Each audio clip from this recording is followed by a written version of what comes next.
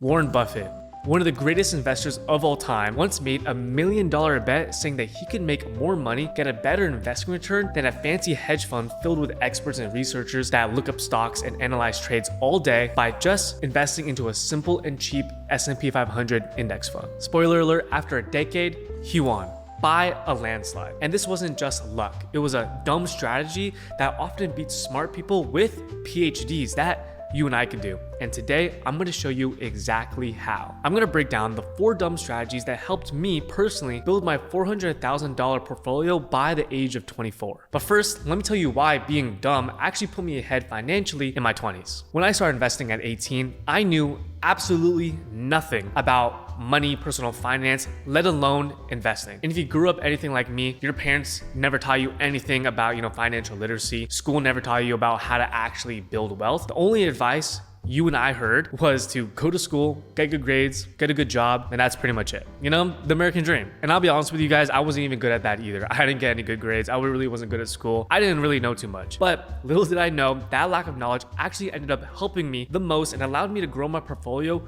way past and way more than all of my smart friends. And in just a minute, I'm gonna show you the exact moment, the exact page of the book that made me invest in the first place, which changed everything for me. The truth is, overthinking is literally costing you money, like actually thousands of dollars. Most people think that the most important part in building wealth and investing is knowing everything, memorizing every single financial jargon, knowing every single account to do this and to do that, and doing all this research. But it's not. It's time. According to a study by researchers at Lowerson University, people who are trying to be smart and analyze every single trade and investment often made worse decisions and made less money than those who were dumb and didn't think too much and just acted right away. In fact, just missing 10 of the best days in the stock market each year can cut your money gains in half. Just think about that. There are 365 days in a year, and just missing 10 of them will cut your money in half. And the thing is, no one knows when these 10 days will even occur. It usually comes right after a drastic crash,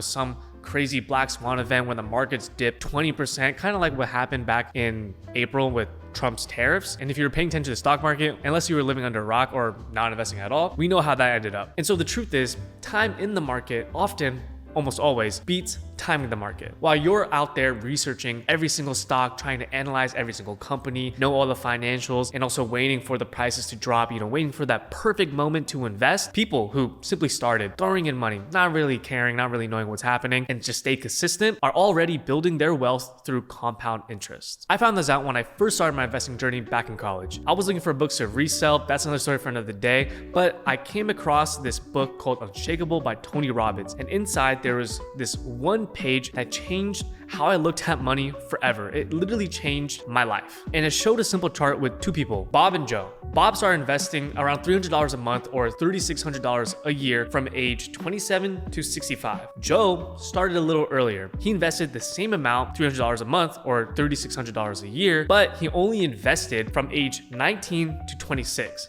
Then he just stopped. He didn't put another dollar into the market. Even though Joe stopped 8 years earlier, he ended up with over $300,000 more than Bob. Even though Bob stayed way more consistent, invested way more money throughout those years. Why? Because of compound interest in time. Since he started earlier, his money actually had more time to grow and multiply. And this really blew my mind. This made me realize that time in the market and just having your money work for you long enough is the most powerful way to become wealthy and to, build wealth. And from this, I learned that it's not necessarily who invested more, but it's about who started earlier. And it's hard to describe what I felt reading that page for the first time. It really lit a match under my butt and really made me think, oh man, I need to lock in and invest as much as I can right now to really take advantage of this. And I'm not gonna lie to you, I didn't really fully understand that math. I did take stats class, which taught me about, exponential curves and everything like that, but I failed my AP class in high school and I was taking it again in college and I still didn't really get it, but I understood the point. Start now or miss out later. So I didn't overthink it. I went on YouTube, looked up how to start investing, and I started right away. I didn't really try to wait for a perfect time to start investing. I didn't really try to find the perfect stock. I just started putting my money into the stock market as much as I can, as fast as I could. And man, the things that I did in order to invest and get that money, some I was proud about, like starting side hustles, learning how to budget, and being a little more intentional with my money. I'm proud about that. But there were a lot of things where I'm not proud about. I used to steal eggs from my dorm room lounge. I was super frugal. I would eat only the cheapest foods. I was not the best friend. I didn't want to go ever if it costed money. That I'm not so proud about, but I am proud about how much I was able to invest, and that really made all the difference. 5 years later, I've made all the mistakes. I've learned about the stock market, and I've got compound working for me 24/7 while they're still stuck at step one trying to figure out which Roth IRA or brokerage account. And I'm not saying this to try to make you feel bad or to say that it's too late. Quite the opposite. All I want to do is just strongly emphasize the power of time and compound interest when it comes to building wealth and to invest. And it's this quote that I want to share with you. The best time to start investing was yesterday, and the next best time to start is right now. And even though I did start investing at an earlier age, here's the funny part, I was still a little bit of a degenerate. I still didn't know really what I was doing, and yeah, I really wasn't the smartest with my money. I tried day trading, started trading options, trying to pick individual stocks, pick the next best thing, the next hype train. And so I fell into a trap that most beginner investors actually do, and just thinking I was smarter than I actually was. There's this thing called the Dunning-Kruger effect, which is just fancy for when people don't know much, they think they know a lot. For example, 93% of Americans think they're better than average drivers. And if you've driven on the freeway or even in San Francisco, you know that's not possible. We can't all be above average. Here's another example. I'm a white belt in jiu-jitsu. When I talk to other people, I'm talking about super smart. I'm throwing out these submissions like I'm the best, like I'm Khabib. I'm terrible. And so it really just shows you how often we overestimate our abilities and our capabilities without even really realizing it. And the same thing happens with investing. A lot of people think they're smarter than they actually are, or they know more than the hedge funds who do this every single day, and they think they're going to be the next Warren Buffett, and they try to time and pick the right companies and buy at the right time. But again, as I just mentioned, even hedge funds, people with PhDs, with supercomputers who are spending every single waking hour trading and analyzing, they often struggle to just beat the market. And over the past 10 years, roughly 90% of hedge funds underperformed a simple index like the S&P 500, which averages around 8 to 10% a year. So they didn't even beat the market. And how is this possible if they have all these resources and all this knowledge? Well, because picking stocks and timing everything is hard. It's super hard. You have to get it right basically 3 times. What to buy, when to buy, and when to sell. And there's so many external variables that make it hard to keep track of. News, politics, economics, world events, crazy pandemics, and not to mention, hypothetical market manipulation by shady companies or shady politicians that, definitely doesn't go on. It's just a lot. And so even really smart people fall into this trap. They overthink it, think they're gonna beat the market, think they're being really smart and try to be perfect, but they end up stuck. Or worse, they make emotional decisions that cost them a lot of money. And so when this happens and people pour so much time and energy and get really emotionally invested into, their portfolios, when the market inevitably flips upside down or they lose a bit of money and things don't go their way, they start to make emotional decisions with their money. And one of the biggest problems with overanalyzing and trying to be too smart is that you often have to check your portfolio multiple times a day. You have to be updated with the news and financial aspects of the world, and it could all really mess with your head. I'm serious. First thing in the morning, just turn on CNN or Fox and see how your day is. I'm sure it's going to be terrible. There's just so many negativity around the world and it just gets thrown into your face. And guys, if you don't believe me, I've worked in the media space for about 5 years, and negativity and controversy always sells. And if you think these news media outlets are anything different, you're just wrong. They purposely, just like other creators, try to fearmonger you to get you to engage and to click and to view whatever they're making. They're rewarded by you clicking and looking at your stuff. And so the best course of actions that these dumb investors, and what I've been doing for 5 years, is to really just focus on the things that you can control, what you invest in, how much you invest in, and how consistently, instead of really obsessing over the external factors that you have no power over. I first realized the importance of doing this back in 2020 when the pandemic happened. I watched my portfolio drop 30% in like a week, and man, next couple months of my whole year was ruined. I swear to God, I didn't check my portfolio for the next 2 years. The good thing is I actually set up, automations to invest in the background so I didn't have to do anything. And I let that run for, years. And it was probably the best decision that I've ever made. And honestly, this is what dumb investors do. They just automate it and consistently buy no matter the stock is up and down. They don't know how to panic sell because 1, they're not even paying attention to anything. And 2, they know that they can't control it. It's kind of like that saying, ignorance is bliss.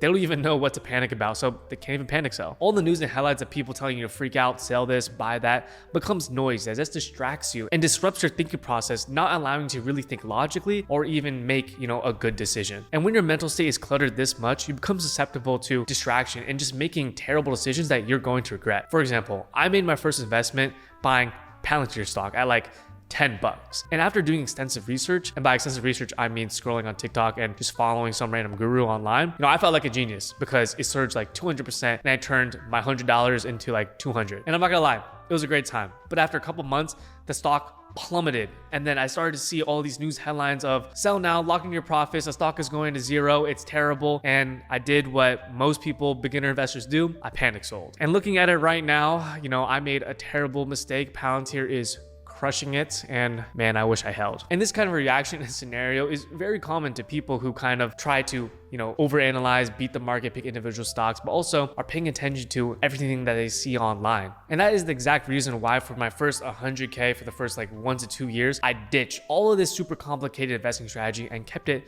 super dumb and super simple. And I get it. Everyone wants to be rich quick. Everyone wants to get fast returns and they want to find some sort of super complicated investing strategy that will get them there. I get it. I was there too. And I'm just gonna be honest with you guys. 9 times out of 10, it's not gonna work out for you because one, you're a beginner. You don't understand how the market fluctuates. You're gonna be susceptible to all these noise and you're just gonna make an emotional decision that you're going to regret. Your first 100K is gonna be the biggest grind. It's gonna be super, super hard. It's gonna take the longest time. And it's going to feel like an uphill battle because of all the things that you have to learn and unlearn at the same time. But here's why it's so important and why it matters. Once you hit that milestone of getting 100K invested into the stock market, compound interest really starts to show and you really start to see the fruits of your labor. So focus on reaching 100K as fast as possible, and overthinking and trying to optimize every single thing and overanalyze everything is really counterproductive, while most of your growth anyways within this 100K is going to be contributions anyways. And to help you get there, here are 3 simple actions that you can do today that helped me personally reach 6 figures by the age of 20. Action number 1, pick just one boring index fund or ETF to invest in. Again, let's not overthink it too much. An index fund or ETF is just a way for you to buy multiple different companies and stocks all at once without having to individually pick. For example, VOO is Vanguard's S&P 500 index fund and it tracks the S&P 500 index, which is 500 of the largest companies in the New York Stock Exchange. And this is probably one of the best, boring, and brain-dead investment ever that you can do because it's a self-correcting mechanism. Basically, when one of the companies in that 500 company list, tanks, does really bad, falls off, it will replace it with the next best option. So you don't have to do any of the research yourself. You can just put your money in there. Again, not financial advice, but you can put your money in there and you don't have to worry about doing any of the research because you know that if something goes bad, it will just replace it anyways. And over the past hundreds of years, the S&P 500 has averaged around 8 to 12% return. VOO is just an example. This is what I chose to invest in. Any index fund that really tracks the S&P 500 is solid. You just have to really pay attention to the expense ratio. A good rule of thumb, just try to have it as less as possible. VOO is good. I think SPLG is fine too. Again, this is not financial advice. Funny story, when I first invested, I literally just looked up what to invest in and there was this video by some Asian dude talking about Vanguard funds and VOO popped up and then I looked it up on Reddit and then bam, I was like, okay, I'm in. And I've just been investing into that for the last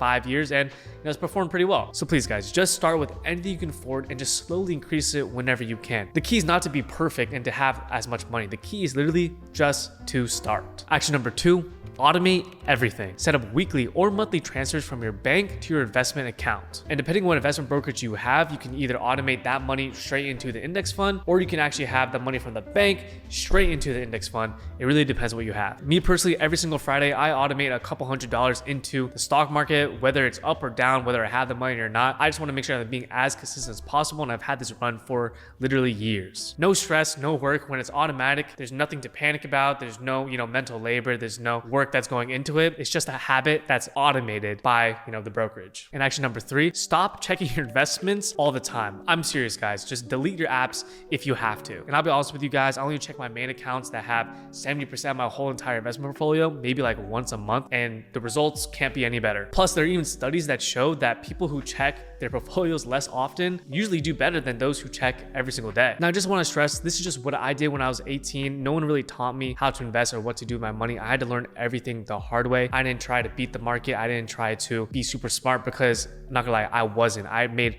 so many mistakes that cost me thousands of dollars. But I started up small, I started up fast, set up automatic recurring investments, and just learned along the way. And the key thing that really helped me grow from $0 to $400,000 is just being consistent. All that mental energy, that time, that stress that would have been put into, trying to guess the stock market and trying to time everything, I was able to put into my education, my business, and to just, develop my personal self. You don't need to know everything. You just need to start. And the earlier you begin, the more time you give your money to multiply and grow. So please, keep it simple, invest what you can, and stay consistent. Don't wait, start now. And if you want to see how I built that $400,000 portfolio, the mistakes that I made, and every single stock that I'm investing in, check out this video. I break down my entire portfolio there for free.